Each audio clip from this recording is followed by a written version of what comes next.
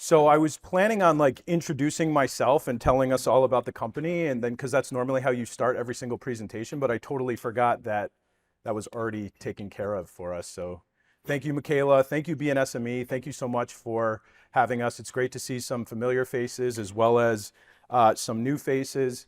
Just to give you a little bit of context, we are not, just so you know where the presentation is coming from, we're not a full service marketing agency.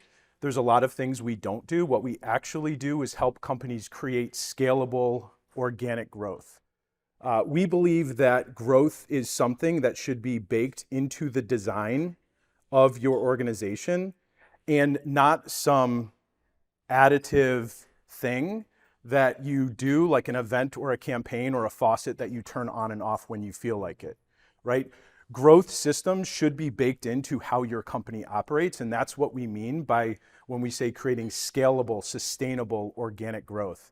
And there's really a lot of ways to do that. What that ultimately translates into in terms of what we actually do is SEO and content strategy, inbound lead generation, sales enablement, and customer engagement. And of course, there's no better way to configure and orchestrate all of that than through a really, really well-designed CRM.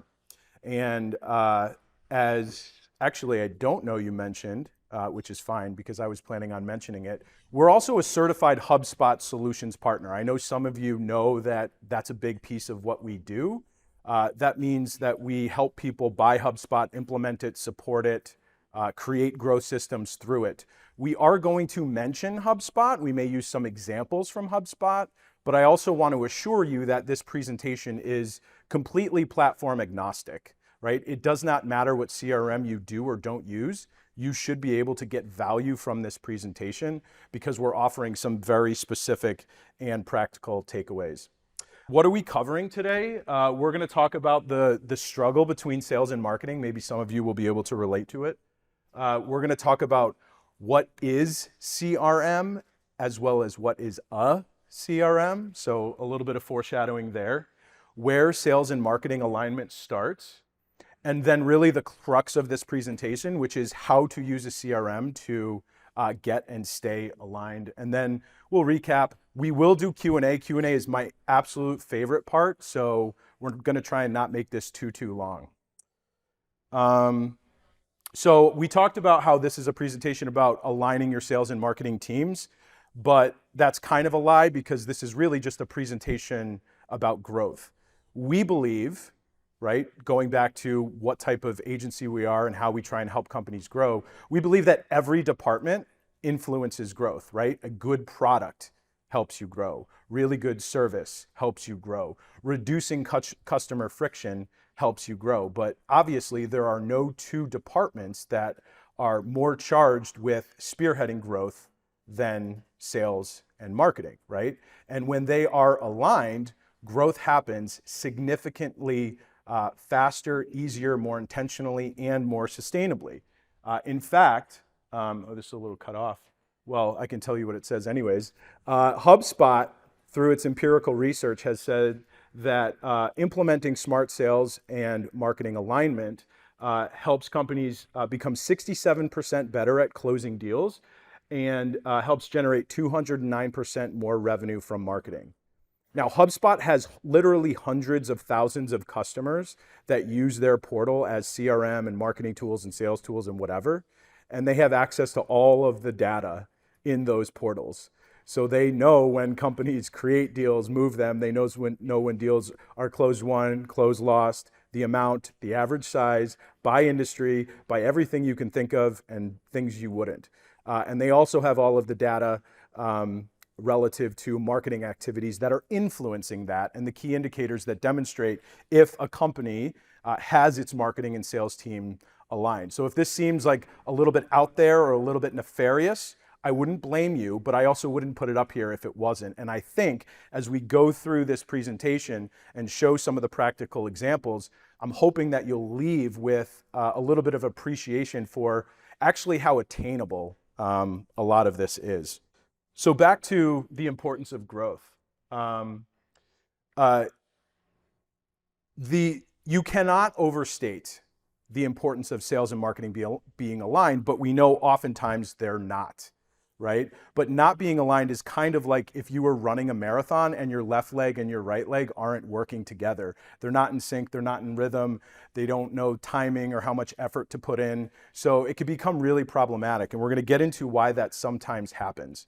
But growth, it really needs to happen when your sales and marketing teams are aligned, and will happen. And we're going to talk about how you can sustain it, but how it really starts with people and philosophies. Now, this never-ending struggle between marketing and sales, I think everybody's probably familiar with this, right? Think about this, right? Marketing is usually judged by generating leads, right? They're usually judged by deal volume. So marketing is judged typically by the volume of leads that they generate, right? So then what does marketing go do, right? If you're talking about the organic side, marketing is doing keyword research. Okay, which search queries have the highest search volume? Which of these queries do we think demonstrate the largest amount of buying intent? Let's produce content, blog posts, pages, videos, whatever, to rank for that. And then let's try and use our CTAs and get people to subscribe or request a quote or whatever it may be, right? On the paid side, they're going to just get as much budget approved as they can, and they're going to run lots of ads optimized for cost per conversion. What is the lowest cost per conversion we can get? So when we go back to our quarterly business review or my annual performance review, I can say, look, boss, look at all the leads that I generated, right?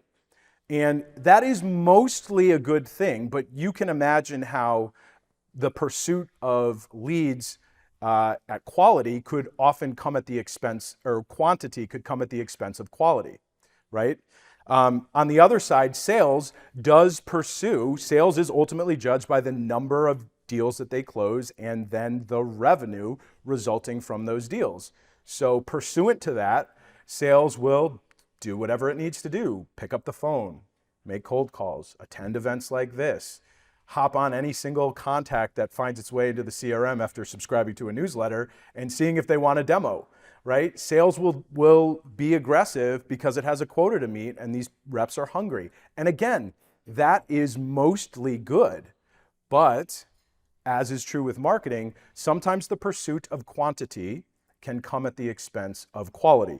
So then you're left with this situation where marketing is complaining, why can't sales close all of these leads? And then sales is complaining, why can't marketing give us any good leads, right? And then marketing complains, well, why can't sales just be patient and let our lead nurturing run its course? Because on an awareness stage lead gen, we don't want to just hit them up for a demo and pricing. Like, we want to put them on a little nurture and see if we can warm up their interest. But then sales complains, why is marketing hoarding all the leads, right? Marketing may also complain, why isn't the sales team using all this amazing content and collateral that we're producing for them? And sales may be wondering, why doesn't marketing produce us any collateral that we actually want to use, or that's actually any good, right? So there's this natural tension, right? But at the end of the day, sales and marketing have shared goals, right? They have shared goals. They are both responsible for growth. They are both two legs on a human running a long race, a marathon. And I use that word specifically and not a sprint. I think some people, get a little bit too aggressive in their growth. Not that that's anything to be ashamed of, but we want to have the mindset, this is a long-term commitment. We are in it for the long haul. We will solve for today and tomorrow. One eye on the microscope, one eye on the telescope. And when you adopt that mindset and realize that, okay, I am not only committed to this objective for a long time, but I'm committed to my counterparts in helping me achieve this objective, that's really important too. If sales realizes that the leads that come in from marketing are relevant to hitting their quotas and putting food at the table, and marketing realizes that providing quality leads to sales and supporting them with content is going to justify their work, then you have an opportunity to really collaborate, not only out of necessity, but because you want to, because that's how you win. And so that's really what we're trying to adopt here. We're going to talk a little bit about how to adopt that philosophical shift and then carry it out through practice. But first, let's kind of introduce CRM and where that comes into play. Okay, so what is a CRM really? The acronym, Customer Relationship Management, but we would say it's more of a strategic business practice. It's the systematic process of give and take between teams, giving information and with taking information as well from your system. Fostering those relationships, that's the currency for growth. So how do you collect data and information? How do you share that information? And who are you sharing that information about? Prospects, clients, customers, referral partners, anybody like that. As I said, relationships are that currency for growth.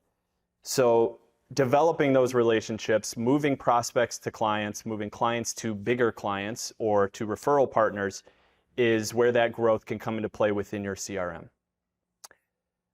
A CRM is a software, it's an application that helps companies implement those practices of give and take. So it's capturing data, whether that be from form submissions on websites, manual entry, lists that you've collected or compiled over years of networking and just contacts.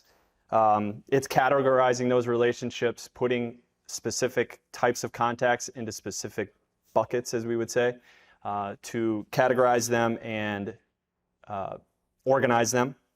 It's making informed decisions. You have that data now, so you can make correct, proper, informed decisions. And most importantly, what we're here to talk about is aligning those teams. So what does that mean? It means no questions. Nobody's saying, where is this information even coming from? I don't understand. Where did this come from? If you're aligned from the beginning and throughout the process, you know where that information is coming from and who's giving it as well. Uniformity. There's no questions as to definitions of things within the CRM. And trust. Sales and marketing teams will trust each other and eliminate a lot of those questions that CJ just kind of laid out as examples. But this doesn't just happen out of nowhere, right? You don't just buy a CRM, start putting data in there, and just expect everything to align perfectly in a row and everybody's happy and you're off to the races. Obviously, it takes a lot of work between all teams involved: sales, marketing, service, implementation, leadership. And that's really where that alignment begins, is when you kind of get the CRM started and meet as a team or meet regularly and have those conversations. So we want to introduce really what we would consider the meat of the presentation now, like actual practical examples that you guys can use. But before we do that, we really have to get back to the philosophical shift, because just like how a CRM can't implement itself, sales and marketing teams aren't going to align themselves. It has to start with people and principles, and really, to put it bluntly, leadership, right? They need to understand that there is this, not just an onus, although you can kind of think about it as an onus. I think the higher level way of thinking about it really is the opportunity to do something that probably most companies don't do, right? Which is get their teams aligned, right? And create new ways to grow. So it really starts with communication, right? Marketing needs to, think about it this way.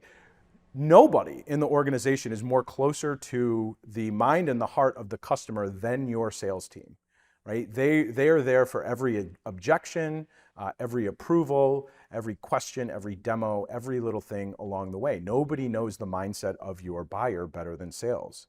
So if your sales team isn't influencing your marketing and content strategy, which is explicitly designed to resonate in the minds and hearts of your buyers, then there is a significant mistake right there, right? So just by communicating, I think the first thing that happens is you can, if this does persist at your organization, and in most organizations, it's not like really a problem. It's not like marketing and sales can't go to a party together, right? They probably like have good working relationships for the most part. But if sometimes they're like muttering little frustrating things under their breath one department being frustrated with another. Usually it's a very small latent frustration, but no doubt a frustration nonetheless. So the first thing I think that it can do is by putting the guard down and starting to communicate, it could really eliminate that. Really understanding your opportunities and challenges. Another thing you want to do is create SLAs, service level agreements. I'm sure a lot of you have heard of them. SLAs are very, very common in like the customer service help desk world. They are internal standards for goals and expectations, right? In the customer service side, there might be SLAs like, we will respond to a ticket within 2 hours, and we will close a ticket within 2 days. And if a ticket is not going to be closed within 2 days, it will be escalated, and this person will be notified, and the customer will be notified, and whatever, right? Well, marketing and sales teams can and should have SLAs. Jason, you remember we did SLAs a while back? When we were working at the same organization, we did SLAs. So it's a way of understanding that although we are in two different departments, we're all working towards the same broader objectives of growth, right? And then within that, each individual team and people within that team own up to personal accountability. So marketing will generate X amount of leads. Sales will close X percentage of leads, and on down the line. And if you're curious on how to do that, just Google sales and marketing SLA template. There's a million examples of, you can download a template, you can read articles, watch videos on how to create that, or you can talk to us afterwards. And the other thing that is really transformational, the last thing I want to mention is committing to it, right? Because there's parts of getting aligned initially that we're going to talk about, Phil's about to talk about in a second, but then it's also staying aligned. And so we highly recommend an ongoing meeting between marketing and sales team, a smarketing meeting, if you will. Do it quarterly, do it weekly. Most people we know do it monthly. Whatever it is, do it, stick to it, make sure everybody attends. And during that meeting, report on your SLAs, share wins and losses, share what's coming next. Marketing should share what content is next on the calendar so sales can prepare their talk tracks, their prospect lists, whatever. Sales should share their wins and losses so marketing can continue to learn about what matters to buyers and let that inform the content strategy. Eventually, you'll get in a rhythm where there's really no surprises because marketing will put forth what they're working on and sales will be like, oh yeah, that's right, we talked about that. Very good, right? So alignment starts philosophically in leadership, but there's no better tool to enforce, if you will, sales and marketing alignment than a CRM. So we're going to go over all of the ways you can do that now. So maybe one of those first tasks that you guys can do at one of your monthly smarketing meeting is define your buyer personas together, right? Create a description that highlights and defines who those people are, those relationships that we're trying to develop and grow, your clients, prospects, referral partners, anybody else, any contact that's in your CRM. Define who those people are so that you can kind of narrow in the focus a little bit better. Not every contact is going to have its own singular buyer persona, but we can kind of group them into specific areas like C-level executives, HR leaders, marketing executives, marketing associates, sales associates. You can see where you can kind of target different areas. Define them. Give them fictional personas that make you see who you're talking about when you're creating these buyer personas. But again, do it together as a team so that, again, that uniformity that we talked about at the beginning is there right from the get-go. Create a property or a field in your CRM and update it for all of your contacts. So make sure that everybody in there has a buyer persona attached to them or has that property filled out so that you know who it is you're talking about and who you're targeting. You could place that on website forms or just through information that you're collecting at the beginning on a website form. You can automatically assign a buyer persona based on how they fill out the form or the information that they put on a form, or manually through creation of a contact. Marketing can customize the messaging then to those different personas. So you can kind of see how they may approach a C-level executive different than they may a marketing associate or somebody that just works in a marketing department. They're going to tailor their messaging a lot differently based on those buyer personas, and sales is going to do the same thing.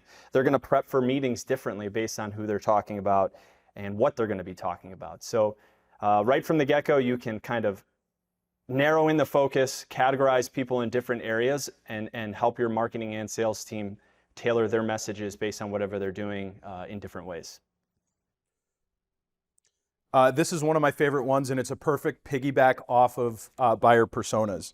So first thing that you do, you have forms all over your website. Define the different categories, right? You may have general subscribe forms. Okay, I'm going to put me on your email list, do not call me, right? That's still good, right? Growing that email subscriber list builds up your audience that you can passively nurture over time.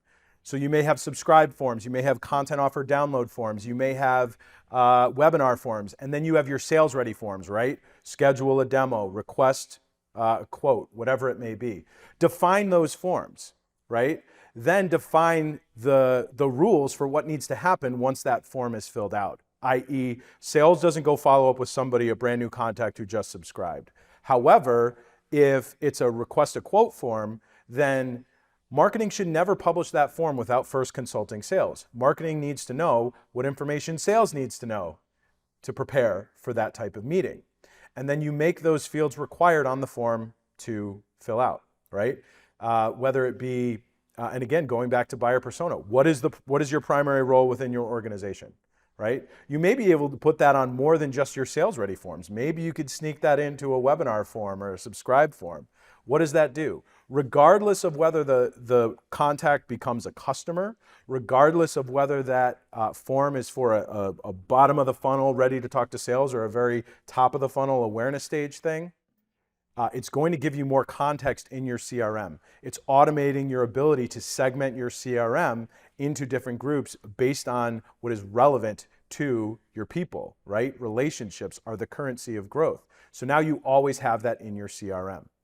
Not to mention, if it's a sales-ready form, a lot of the information that you're going to put on there could influence not just how you follow up with it, automatically create a deal, but also how you might even assign or route that lead depending on your territories or other rules. So by doing this, regardless of outcome, whether a contact is being assigned to sales immediately after filling out the form or not, sales gets the information they need in the short term, marketing gets the information they need in the long term so that they continue to segment contacts by things that matter: size, location, industry, persona, right? To contextualize their messaging and be more effective moving forward.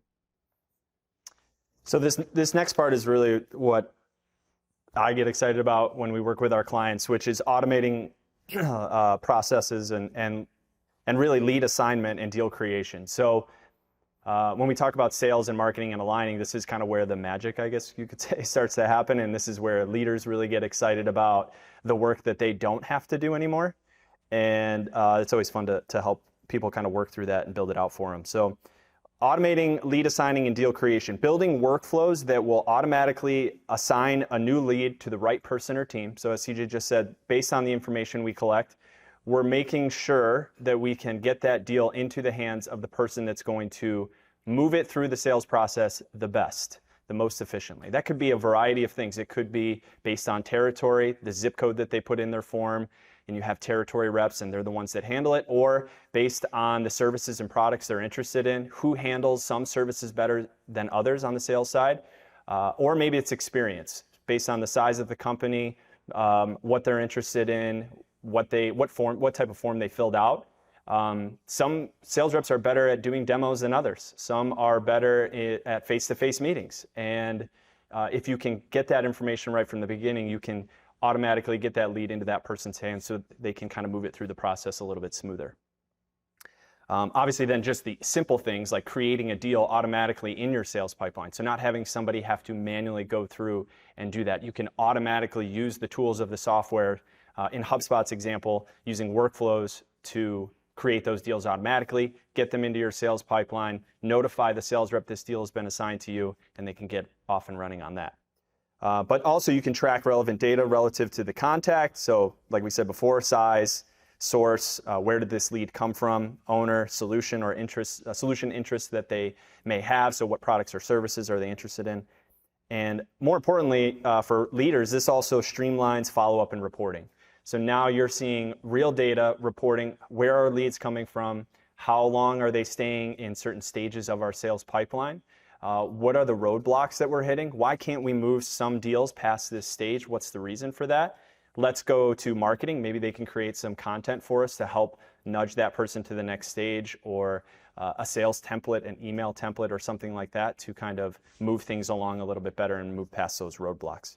And again, they'll see those hard numbers as well. We have X amount of deals in this stage. We have this sales rep has so many deals. He's at capacity. I cannot assign any more deals to this person. She needs to get them instead. So something of that nature, you can start to kind of streamline and, again, take a lot of the work out of those leaders that maybe they are ready to hand off to somebody else, and in this case, a software.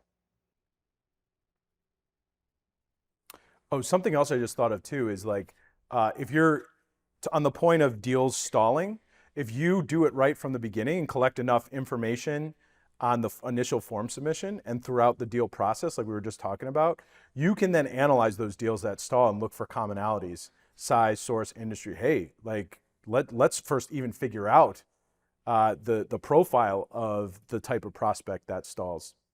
Something else. Okay, I love this one. This one is super simple.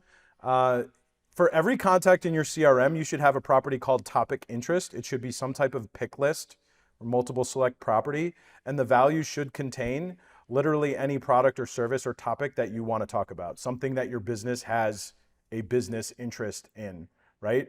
So if you were to go on HubSpot's website and you were to download a free social media calendar template, HubSpot is going to give you that for free, no strings attached. But you better believe that inside their CRM, Jeannie Heller is going to exist as, IP address, whatever else, be an SME, and it's going to say that she is interested in social media. So that the next time they want to run a campaign about social media, she's going to be on that list, right? And it's all automatically done through automation. Or because she was just created and we don't know anything else about her other than she downloaded this social media calendar template, maybe put her on a little bit of an email nurture about different social media topics, content about catchy social media headlines or the best publishing times, or how to develop social media reports, how to justify social media budget to your CEO, whatever it may be. It's very, very simple to do. And again, you can automate and or semi-automate this process using automation, where anytime that you have a form that is about something, a content offer, a webinar, whatever, you just use automation, you flag them as, okay, this person's interested in this. If they request a quote on a specific page, on your HR page versus your employee handbook page, okay, flag what they're interested in and save that. Even if you don't have a plan on how you're going to do it, capture the data so that when you're ready, right, to go run more targeted campaigns, that data has been compiling in your CRM over time. Are we supposed to what? Wait till the end. You definitely don't have to wait to the end. No, I'm saying you definitely should skip the line.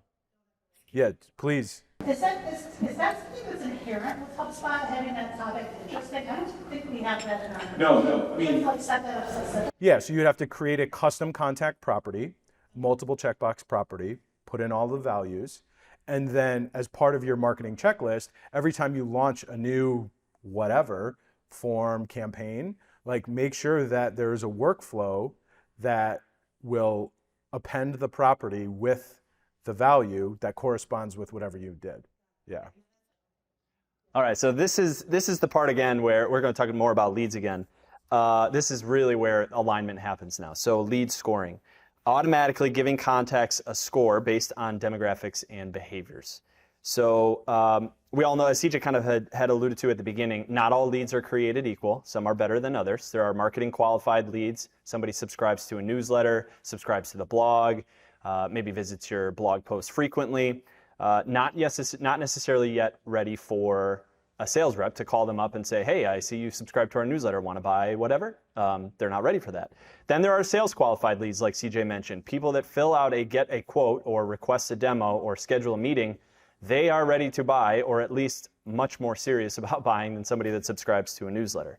But you can score those leads in HubSpot and other softwares as well, and give them a numerical value that kind of gives sales and marketing teams a better idea of how hot or cold this lead really is. So maybe it is a cold lead or a marketing qualified lead, but and I'll get to this in just a moment, but they perform certain behaviors on your website or do certain things and interact with your company in a specific way, and maybe that moves them along more towards a warm or hot lead. But how do we even start the scoring to begin with? There's a variety of ways. Page views, if you're tracking them with Google Analytics or HubSpot Analytics and you see what pages they're viewing on your website. Form submissions, so again, have they subscribed to anything? Have they downloaded any pieces of content, signed up for a webinar, anything like that? Email engagement, are they opening the emails that you send to them? If they do open them, are they clicking anything within that email, or are they just opening it, deleting it, not even reading it? Social media engagement, do they like, share, or comment on any of your posts, whether that's LinkedIn, Twitter, Instagram, Facebook, anything like that? Or, like I said before, demographics like size, industry, location, what type of buyer persona it is that you created. So you can kind of get an idea based on all of those things combined, what type of lead score that should be assigned. And then you can still add suppressions to certain contacts. So if it's a client, or I'm sorry, an employee of a company that you already work with, so a client of yours, but it's just one of their employees that frequently visits your website, they enjoy your content, but necessarily don't need to be contacted or even have a lead score at that point because they're just an employee of an existing client, then you can suppress them and not even worry about it, not clog up your system. Same thing goes for your own employees when they visit your website. Just kind of keep everything nice and clean and organized.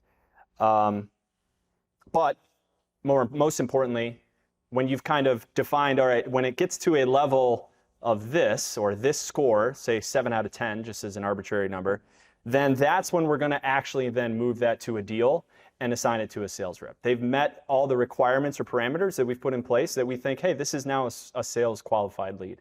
We think they're worth a contact now, whether that be a phone call or a meeting or an email. As I said before, too, you can also work on moving colder or lower scored leads into warm or higher scored leads. So when maybe they start off as a newsletter subscriber, but then over time they've visited your website, they have subscribed to webinars, they've attended 5 of the webinars you've hosted in the last year, they interact with your social media posts, and they visit specific services pages on your website. So it's not like they're just interested in the content you're producing, they're also visiting the services or products pages on your website to kind of maybe shop around a little bit. So that can kind of move them along, and then you can automate, again, that process of, hey, this person is moved into that warm lead territory. We're going to create a deal and assign it based on those parameters of what they've done to the right person so that they can nurture them along and even just get them into the point where we have a deal created for them, but it's still not quite yet to the buying level, but at least they're in that warm territory and we can move them along now. So last couple things, and then we'll wrap up for questions. Implement warm lead notifications. So in your CRM, you should have the capacity to, let's say there's a contact associated with a deal. Maybe that deal is stalling. Maybe you haven't had contact in a little while. Really, really great idea. Don't you think your sales rep would want a notification if that contact then visits your pricing page or takes another demonstrable action that may indicate re-engagement or interest in some way? There's all of these different criteria for which you can install these warm lead notifications, and it's marketing's way of supporting the sales team a little bit and giving them a tap on the shoulder whenever something important happens. Finally, we almost always wrap up with literally any presentation we give, is reporting. What is not measured will not improve. You've probably heard that before. This definitely applies to sales and marketing. Everybody here in this room knows that. So build a report dashboard that, for one, includes progress toward your SLAs. And it could also report on things that aren't exactly in your SLAs, but may influence your SLAs, like leading indicators. So if you're interested in ultimate sales qualified leads, look at traffic, look at net new contacts and subscribers, all the way down to all of the different variables that you may see within the sales pipeline, right? Don't just look at close won, close lost. Let's break it down by, okay, how many, let's break them down by source. Let's break them down by how far in the sales process they got. Did they get a demo? Did they get a proposal? Did we offer discounting? I mean, there's so many different valuable pieces of information that you can glean from that. But again, measuring is extremely important. So there's probably more. As you guys can already tell, like we probably could have just, rambled up here for hours. There's way more things that go into sales and marketing alignment.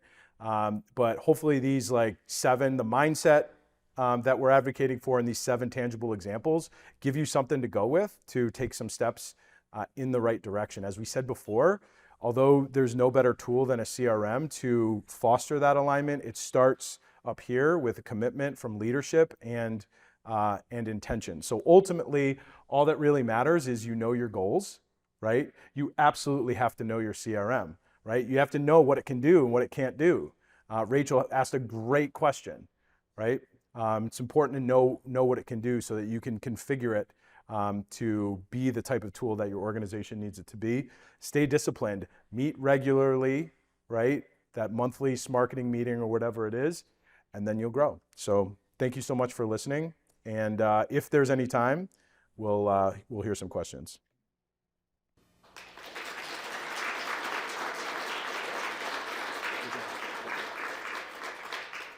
If you're just getting started with CRM, what's the recommendation that you have?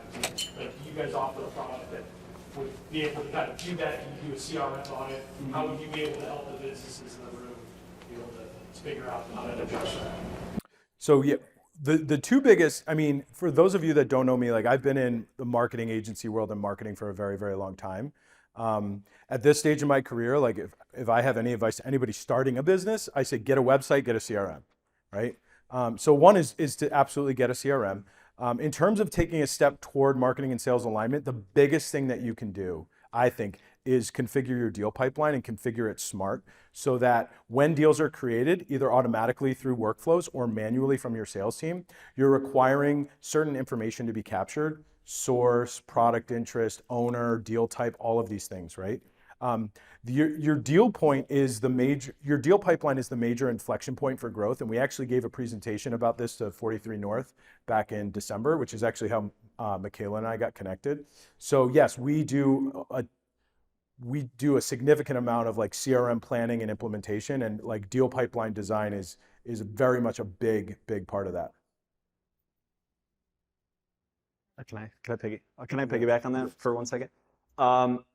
If anybody did see that presentation or have heard us talk about it before, with that deal pipeline creation, we really stress getting all teams involved in that process right from the get-go. So just going along with what we were talking about today, even though it sounds very sales heavy and sales centric, we really stress the idea of marketing needs to be involved in these conversations.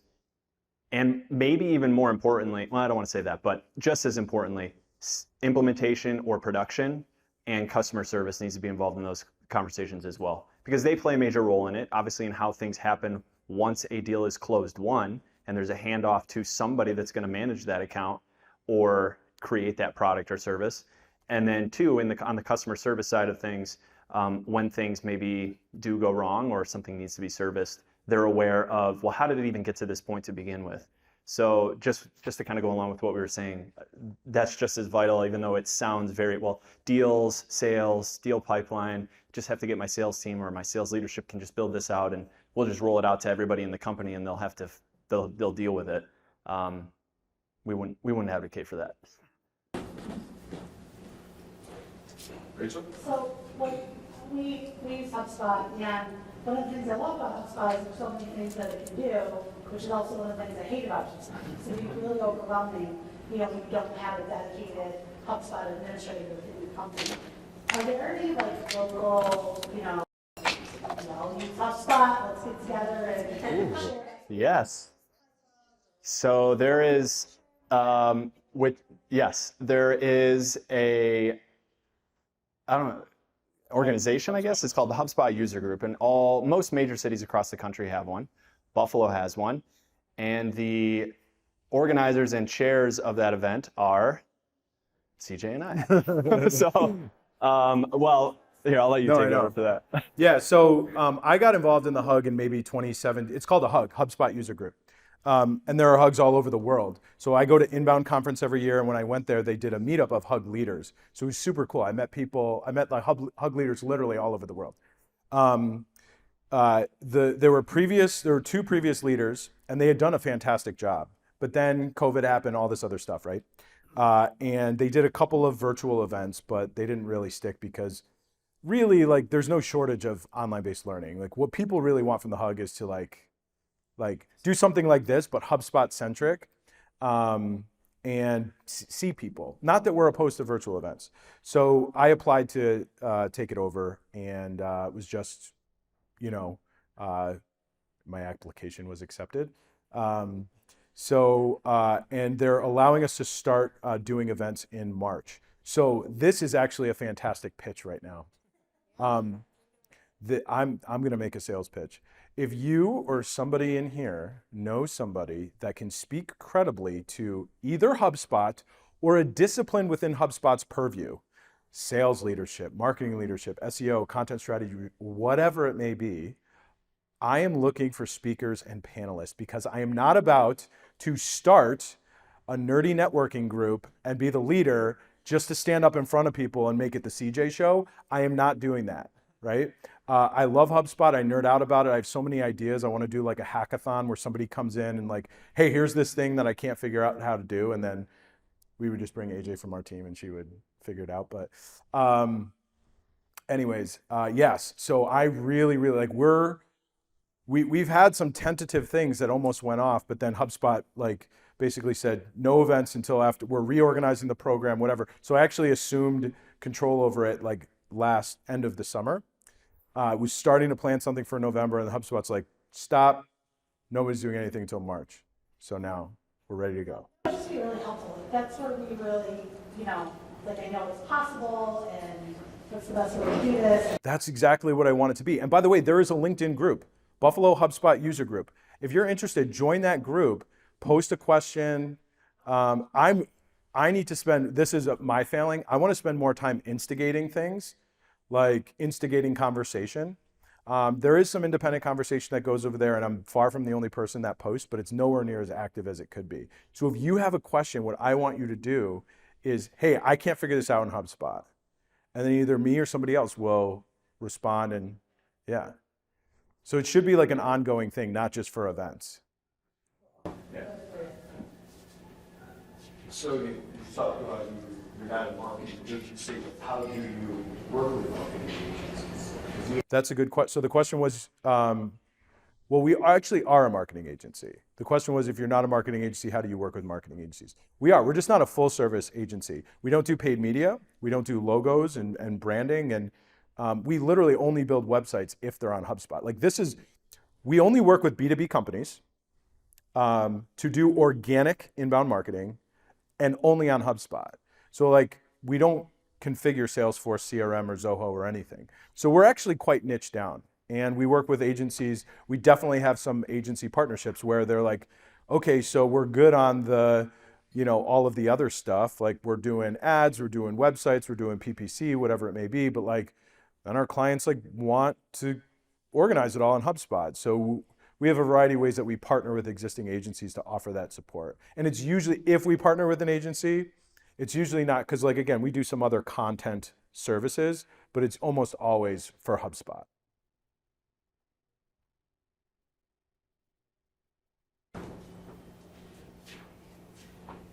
Great presentations, thank you guys.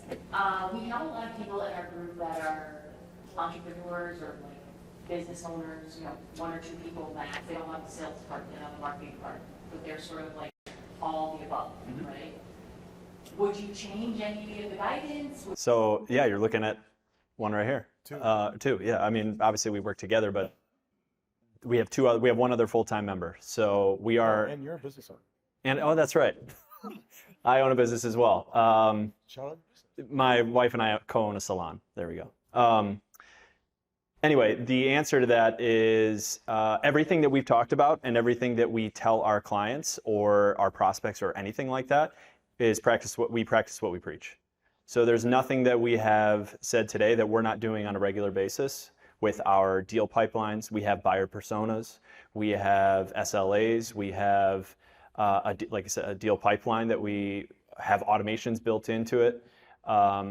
We have marketing systems in place that automatically create or create deals, create lead scoring, all the things we talked about. There's nothing that we talk about or do that we don't usually test out first with ourselves and see how it goes, and also learn how to do it ourselves so that we can turn around and present that to the client. Just a quick thing to add too. Yeah, so you really can do a lot of it just at a smaller scale. I oversee sales and marketing for the agency. Phil is the account manager, right? We have a team of 5 people. So if you work with the GIST, you work with Phil. But I'll be involved in the early stages to figure out, okay, what are your solutions, whatever. So I have a lot of these conversations in my own head, right? In terms of sales and marketing alignment, but we have topic interest. We have all these things as buyer personas, that reports. A perfect example though is recently we revised our deal pipeline because we thought that our handoff from sales to implementation and our like client onboarding process could be improved. So like we had just really great team meetings and just built some automation where I required myself to capture more things on the deal, right? So that that information is logged and then it can be piped to, you know, for Phil to do his thing, for Kelly to do her part, AJ to do her part, that kind of thing. Screen went blank. That's a sign. That's the orchestra playing that we're up. The Oscar music. Yeah. Thanks you. again.